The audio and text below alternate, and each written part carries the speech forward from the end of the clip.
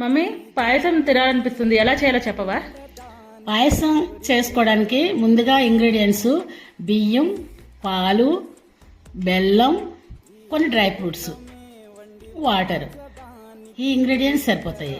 ఒక పావు కిలో బియ్యం తీసుకుంటే 1/2 కిలో బెల్లం, 1/2 లీటర్ పాలు, 1/3 వాటర్ కావాలి. అంటే ఒక గ్లాసు బియ్యం తీసుకున్నప్పుడు 3 గ్లాసుల నీళ్ళతో దాన్ని సిమ్ములో కుక్కర్లో ఉడకబెట్టిన తర్వాత 3 విజిల్స్ వేయించాలి. 3 విజిల్స్ వేయించిన తర్వాత ఒక పక్కన మీకు కావాల్సిన డ్రై ఫ్రూట్స్ నెయ్యిలో వేపుకుని పెట్టుకోవాలి.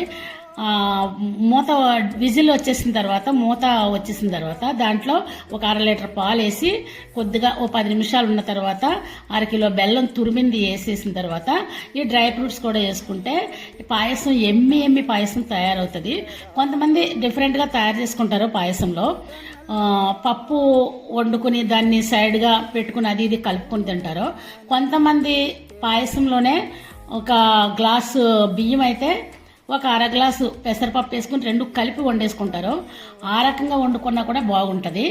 ఆ రకంగా వండుకున్న ఒక గ్లాసు బియ్యానికి ఇదే కొలతల్లో పాయసం చేసుకుంటే ఎమ్మి పాయసం రెడీ. Wow, super.